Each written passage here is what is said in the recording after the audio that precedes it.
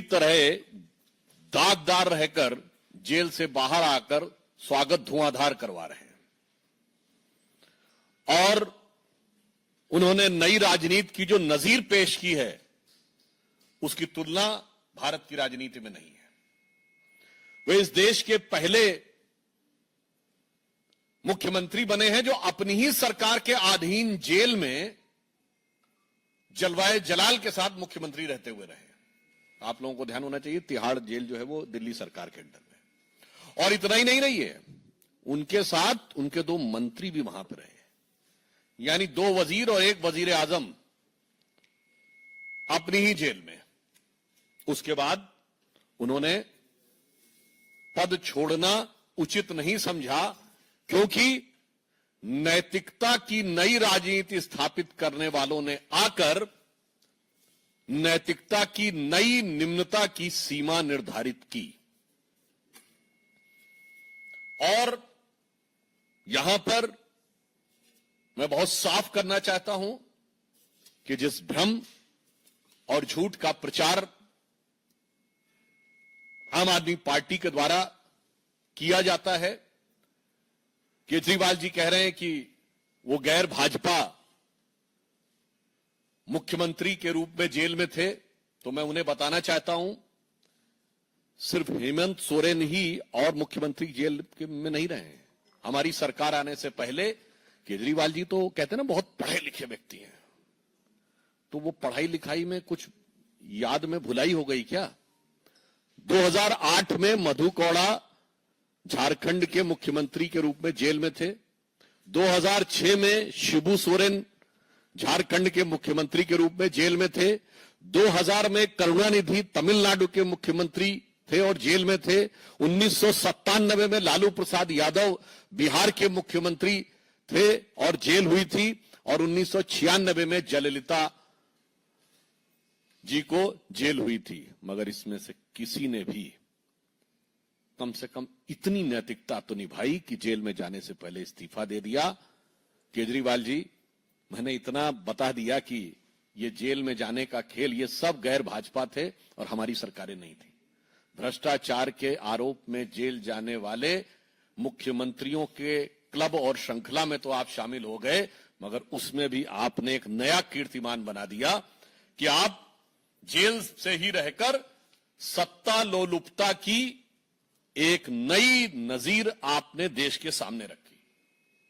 और फिर इतना ही नहीं, जेल से बाहर आकर जिस ढंग की आतिशबाजी हुई, अपनी ही सरकार के जेल से बाहर आकर अपनी ही सरकार के बनाए हुए नियम को तोड़ने वाले भी वो इस देश के पहले मुख्यमंत्री हुए। दिल्ली सरकार ने आतिशबाजी पर प्रतिबंध का निर्णय लिया और दिल्ली का मुख्यमंत्री दिल्ली की जेल से निकलकर दिल्ली सरकार के नियम को ध्वस्त करे। ये एक नई राजनीति थी। और उसके बाद उनकी नई राजनीति कहीं कहीं पर बहुत विडंबनापूर्ण और दुखद भी लगती है। शराब घोटाले में जब इन पे आरोप लगा था तो दिल्ली में दारू का दरिया बहाने वाले लोग महात्मा गांधी की समाधि के ऊपर जाकर शपथ लेने का ढोंग कर रहे थे, जबकि महात्मा गांधी का जो जन्मदिन है 2 अक्टूबर पूरे देश में ड्राई डे होता है। इससे बड़ा मजाक क्या हो सकता है भारत की राजनीति में कि शराब घोटाले के आरोपी गांधी की समाधि पर, और आज भगत सिंह जी से तुलना कर रहे हैं। आपको याद हो पहले भी जब इन लोगों ने भगत सिंह जी की फोटो लगाई थी तो भगत सिंह जी के परिवार की तरफ से भी आपत्ति आई थी। और मुझे लगता है कि शहीद आजम भगत सिंह जैसे लोगों की और जिन लोगों ने देश के लिए बलिदान दिया, उनकी आत्मा जहां भी होगी स्वर्ग में उन्हें बहुत कष्ट हो रहा होगा। ये वही देश है जिसके लिए राणा प्रताप ने घास की रोटी खाई, जिसके लिए रण में कूदी रानी लक्ष्मीबाई, जिसके लिए भगत सिंह ने फांसी गले लगाई, इसलिए कि एक भ्रष्टाचार का आरोपी गुनहगार आज उनके नाम का उपयोग करे। इसके द्वारा एक सजाए याफ्ता मुख्यमंत्री ने, मैं कह सकता हूं कि शहीद आजम भगत सिंह जी की प्रतिष्ठा को धूल में मिलाने का काम किया है। यह आपत्तिजनक है, भर्त्सना योग्य है और पीड़ादायक भी है। फिर मैं पूछना चाहता हूं कि आप बाहर आए हैं तो जेल में रह के तो आपने इस्तीफे की बात की नहीं, बाहर आके इस्तीफा देने की बात क्यों हो रही है? और ये 48 घंटे बाद की बात क्या है? देश और दिल्ली की जनता जानना चाहती है 48 घंटे का राज क्या है, ये 48 घंटे में क्या क्या सेटल करना है। क्योंकि आप देश के पहले मुख्यमंत्री बने हैं जो सर्वोच्च न्यायालय के द्वारा प्रतिबंधित है कि आप कार्यालय नहीं जा सकते, कोई फाइल नहीं साइन कर सकते, जिस मुद्दे में आप आरोपी हैं उस पर बयान नहीं दे सकते। भारत के इतिहास में कोई ऐसा उदाहरण नहीं होगा कि मुख्यमंत्री के ऊपर यह प्रतिबंध हो, उसके बाद भी 48 घंटे किस चीज के लिए चाहिए? सरकारी काम तो कर नहीं सकते, तो कौन सा निजी काम है, कौन सी ऐसी निजी चीज है जिसके लिए आप 48 घंटे की मोहलत मांगने की कोशिश कर रहे हैं? और हम यह भी कहना चाहेंगे, जब केजरीवाल जी ने इस्तीफे की बात की तो हम यह कह सकते हैं कि यह उनके जुर्म का इकबालिया बयान हो गया। यानी आपने मान लिया कि आप पे जो आरोप थे वो इस लायक हैं कि आप पद पे नहीं रह सकते, अर्थात आपके आरोपों की स्वीकारोक्ति है जब आपने त्याग पत्र की बात कही। दूसरी बात, एक और संदेह पैदा होता है कि आप जेल में रह के तो इस्तीफे की बात की नहीं, बाहर क्यों आके किए? और अब कह रहे हैं कि हम मांग करते हैं कि चुनाव जल्दी कराया जाए। कहीं ऐसा तो नहीं चुनावी दंगल में उतरने की जो बात आ रही है वो आपकी पार्टी के अंदर कोई दंगल हो रहा है जिसकी वजह से आपको लग रहा है आप संभालना मुश्किल होगा? ये त्याग पत्र का विषय की आवश्यकता किस विवशता के साथ आई है? दिल्ली की जनता के मन में प्रश्न है कि त्याग पत्र की आवश्यकता किस विवशता के साथ है, क्योंकि जब वो बात कह रहे हैं तो अपनी चरित्र के अनुरूप वो अनर्गल बात कह रहे हैं।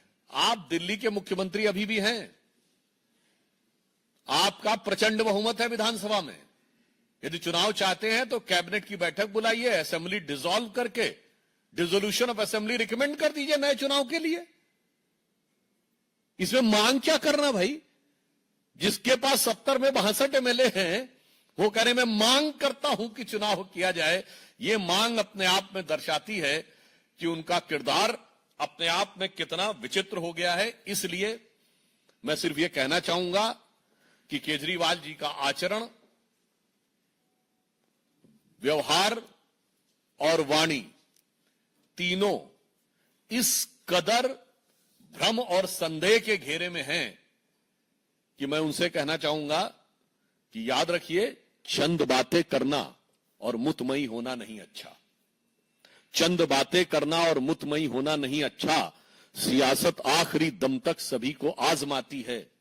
बहुत गलती की गुंजाइश नहीं होती सियासत में। जरा किरदार हल्का हो, कहानी डूब जाती है। धन्यवाद। मित्रों, माननीय वीरेंद्र सचदेवा जी से आग्रह होगा कि आपको संबोधित करें।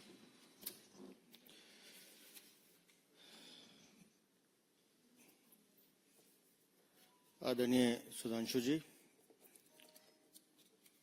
श्री संजय मयूख जी, श्री विक्रम मित्तल जी, उपस्थित सभी साथियों, जैसा अभी सुधांशु जी ने कहा कि केजरीवाल का आचरण, उसकी छवि और उसका किरदार, ये सब संदेह के घेरे में है। वो कह रहे हैं कि मैं दिल्ली की जनता के बीच जाऊंगा और दिल्ली की जनता फैसला करे। तो श्रीमान अरविंद केजरीवाल, दिल्ली की जनता ने 3 महीने पहले अपना फैसला आपको सुना दिया है। आप खुद दिल्ली की सड़कों पर घूमे थे और आपने कहा था कि जेल के बदले वोट दीजिए, और दिल्ली की जनता ने आपको माकूल जवाब दिया और आपको आपके ठिकाने पे पहुंचा दिया था, सिफर करके भेजा था आपको। तो दिल्ली की जनता तो अपना फैसला सुना चुकी। आज आप बात कर रहे हैं ईमानदारी की, तो मैं गिनाता हूं अरविंद केजरीवाल कि कैसे आपके भ्रष्टाचार ने दिल्ली को दीमक से खोखला कर दिया, भ्रष्टाचार की दीमक से। दिल्ली के 40 से 45 बच्चे लोग अपनी जान गंवा देते हैं आपके भ्रष्टाचार के कारण, क्योंकि आपके भ्रष्टाचार ने नालों की सफाई नहीं की। वो जल भराव में अपनी जान गंवा देते हैं और आप कहते हैं कि मैं ईमानदार हूं। आप भ्रष्टाचार है, इसलिए उन्होंने जान गंवाई। उनकी मौत का कारण आपका भ्रष्टाचार है। आप बिजली की बात करते हैं, 45% सरचार्ज के साथ लगकर बिजली का बिल आ रहा है। 18.5 से 25 रुपए यूनिट तक कमर्शियल चार्जेस लिए जा रहे हैं। हर ईमानदार उपभोक्ता जो बिजली का बिल देता है उसकी कमर तोड़ी जा रही है। हर झुग्गी झोपड़ी वाले का 3 से 7,000 8,000 का बिल आ रहा है। क्यों? क्योंकि आप भ्रष्टाचारी हैं, बिजली कंपनियों से कमीशन खाते हैं। फ्री पानी की बात करते हैं आप। दिल्ली में एक एक बूंद के लिए हमने दिल्ली वालों को तरसते हुए देखा है, लोगों का कत्ल होते हुए देखा पानी की एक बोतल के लिए। क्यों? क्योंकि टैंकर माफिया की गोद में बैठे अरविंद केजरीवाल। जब आप सत्ता में आए थे तो 1200 टैंकर दिल्ली में थे, आज 3000 से ज्यादा चलते हैं। जिस टैंकर माफिया को आपने खत्म करने का वादा किया था, आपके भ्रष्टाचार ने उन टैंकर माफिया को पालने का काम किया है। आप ईमानदारी की बात करते हैं, आप स्वास्थ्य सेवाओं की बात करते हैं। आज भी दिल्ली के आधे से ज्यादा सरकारी हॉस्पिटलों के आईसीयू सेंटर काम नहीं कर रहे हैं। यह आपकी रिपोर्ट है। आप फ्री इलाज की बात करते हैं, 3-3 साल के बाद की डेट मिलती है।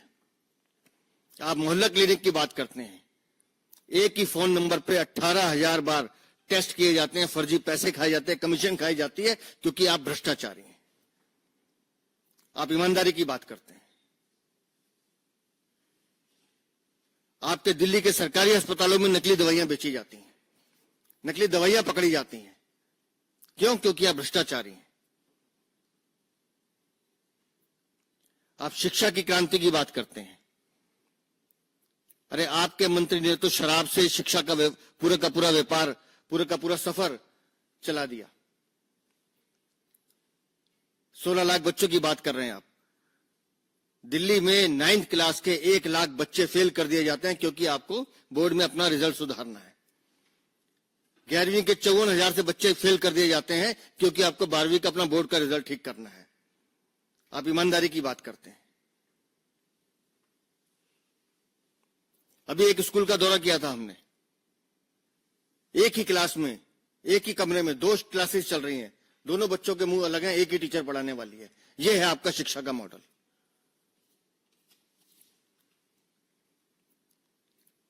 जासूसी कांड भूल गए अरविंद केजरीवाल कि कैसे विपक्षी नेताओं पर, अधिकारियों पर, मीडिया हाउसेस पर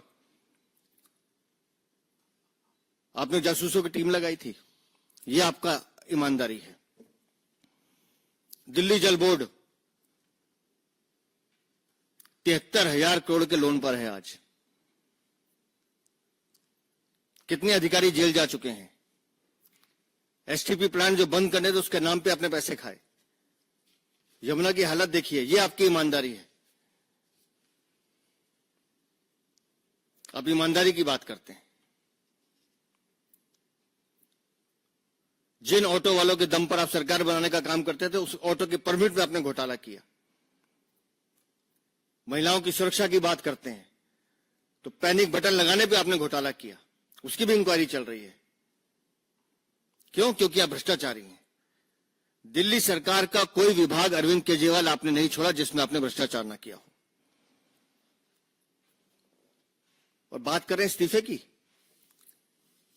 8 लाख के पर्दे और 2 करोड़ के बिस्तर पर सोने वाले अरविंद केजरीवाल, उस शीश महल को लोग कैसे भूलेंगे जो जनता की गाड़ी कमाई से तुमने बनाया था। हजारों पेड़ रातों रात कटवा दिए थे। दिल्ली की जनता के बीच जाएंगे तो आपको बताना पड़ेगा कि 4-4 लाख का कमोड कैसे होता है।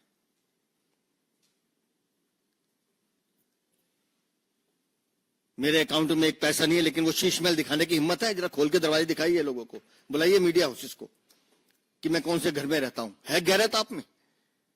है हिम्मत आप में? आप जेल गए थे, माननीय न्यायालय ने आपको भेजा क्योंकि आपने घोटाला किया था, आपने चोरी की थी। दिल्ली की सड़कों की हालत देखिए, 2 दिन से सोशल मीडिया में चल रहा है, मुंडका से नांगलोई तक का सफर जो आधे घंटे का 3 घंटे में पूरा होता है। सड़क नहीं है, गड्ढे ही गड्ढे हैं। और ये दिल्ली की हर हालत में, हर कोने की यही हालत है। आप दिल्ली के अकेले मुख्यमंत्री हैं, अकेले देश भर में ऐसे, जिन्होंने कीर्तिमान स्थापित किया है कि अपने घर में बुलाकर महिला सांसद के साथ बदतमीजी करना, उसके साथ मारपीट करना, अभद्र व्यवहार करना, ऐसे मुख्यमंत्री हैं आप जनता के बीच जाएंगे। अगर इतनी सी भी गैरत होती ना, तो आपको अब तक डूब के मर जाना चाहिए था। महिला को पिटवाते अपने घर में बुला के।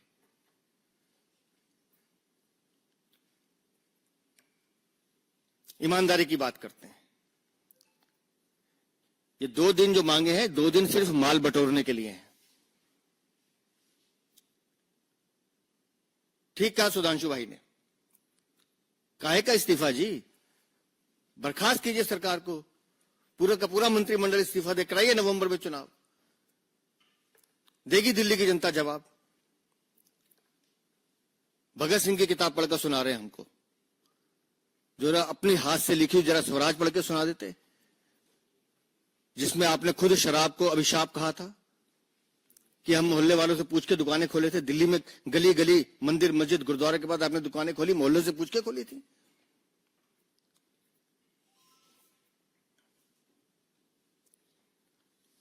जेल में रहने की तुलना कर रहे हैं भगत सिंह से। घर से आपको भोजन आता था, आलू पूरी सब्जी पूरा चाट मीडिया में आया।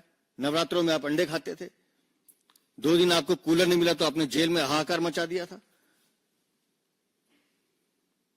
आप जेल की बात कर रहे हैं। मैं आखिर में एक सवाल पूछता हूं अरविंद केजरीवाल, सारे गुनाह माफ, सारे गुनाह माफ, एक सवाल का जवाब दे दो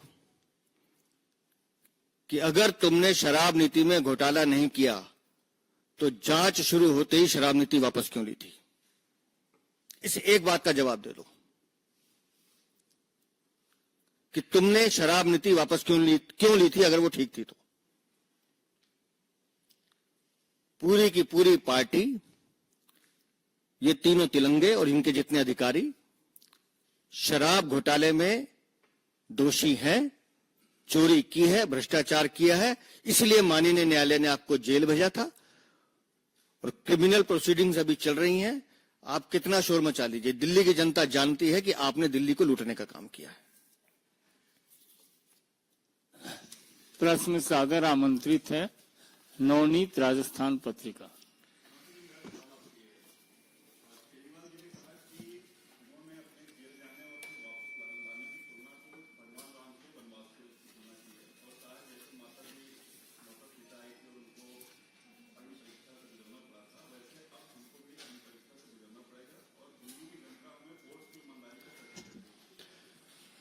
भगवान राम के घर आने का जो पर्व है दीपावली, उस पे तो आतिशबाजी पे प्रतिबंध है और इनके जेल से घर आने पे आतिशबाजी चलाई जा रही है। तो आप सोचिए कि जिस व्यक्ति का कैरेक्टर और एक्ट इसमें इतना भारी अंतर हो, तो मुझे लगता है वो सारी बात समझी जा सकती है। मुझे लगता है अब उनकी स्थिति ये हो गई है। आपको ध्यान हो, हम लोग 51 में जनसंघ के रूप में बीजेपी बनी। आज कितने साल हो गए? 73 साल। आज तक हमने कभी कांग्रेस समझौता नहीं किया। ये कांग्रेस को बेईमान कह के सत्ता में आए थे, 73 दिन में सरकार बनाई थी और अब कह रहे हैं करेक्टर की तुलना। फिर 49 दिन की सरकार गिरी थी, याद करिए, वो अलग छोड़ दीजिए, कसम असम खाई थी वो तो छोड़ दीजिए। 49 दिन सरकार के नहीं बात करता, अब गलती हो गई, अब दोबारा कभी नहीं बनाएंगे, कांग्रेस से गठबंधन नहीं करेंगे। फिर किया और अभी सचदेवा जी ने बताया 0। उसके बाद भी मुझे लगता है कि अगर वो इस प्रकार से तुलना कर रहे हैं तो यह न सिर्फ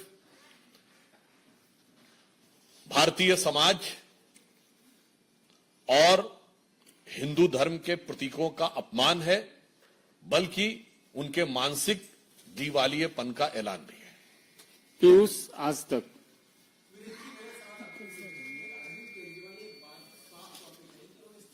इसी तरह मेरे दिमाग में आया।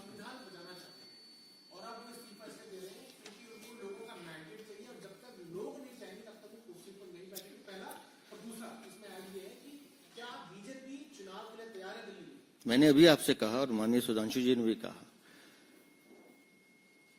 कि जनता अपना फैसला 3 महीने पहले सुना चुकी है और अरविंद केजरीवाल गली गली उस समय भी घूम रहे थे और वो बार बार एक ही बात कह रहे थे कि अगर आप लोग चाहते हो कि मैं जेल ना जाऊं तो आम आदमी पार्टी को वोट दीजिए।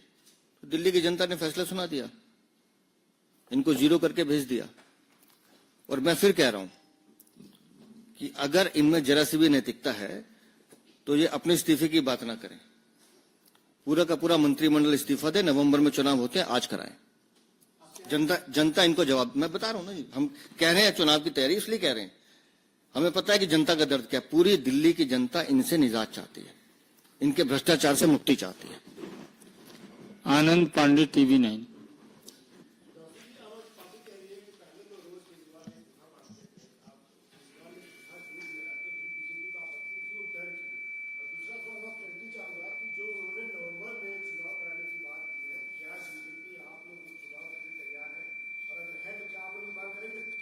देखिए, उनके चरित्र की तरह उनका बयान भी छलावा है। मुख्यमंत्री हैं तो कैबिनेट की बैठक बुला के रेजोल्यूशन करके एलजी को इस्तीफा दे दिया है।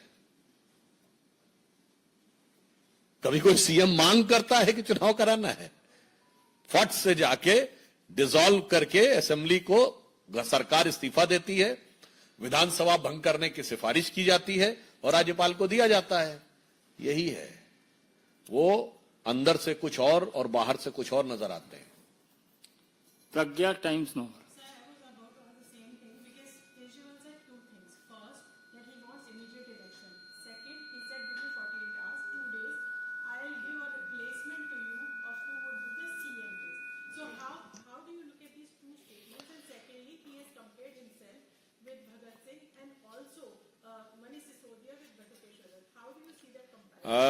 This 48 hours time which he has sought is definitely seen as enshrined in a deep mystery, that for which he is trying to find a replacement or trying to do some placements. What Sajdevaji has said.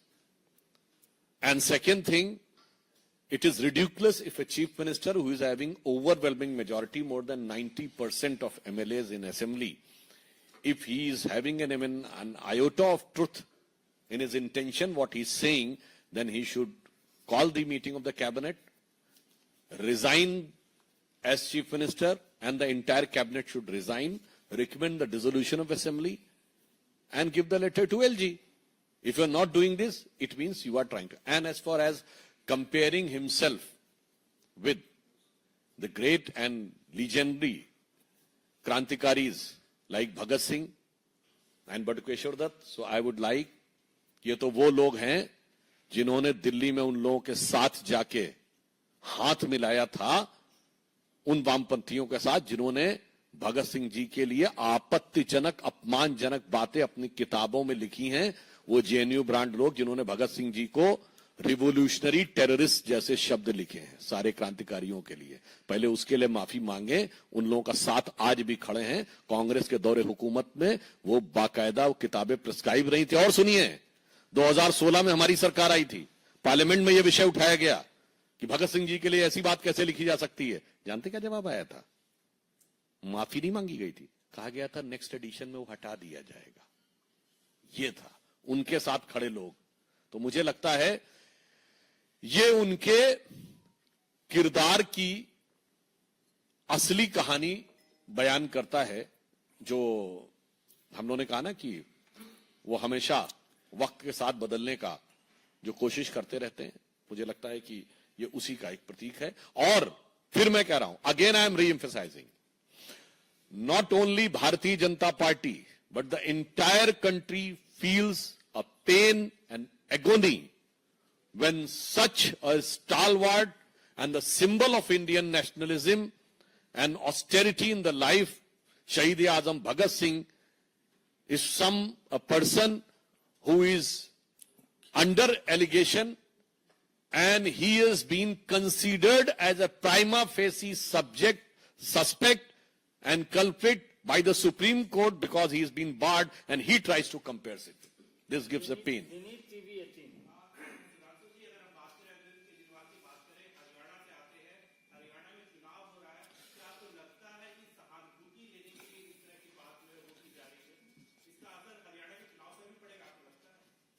देखिए, मुझे लगता है कि हरियाणा में जो चुनाव हो रहे हैं, आप देख रहे हैं सभी पार्टियां गठबंधन करने को लालायित हो रही हैं। बाकी दोनों पार्टियां भी, एक बसपा से और एक आजाद समाज पार्टी से गठबंधन किए हैं।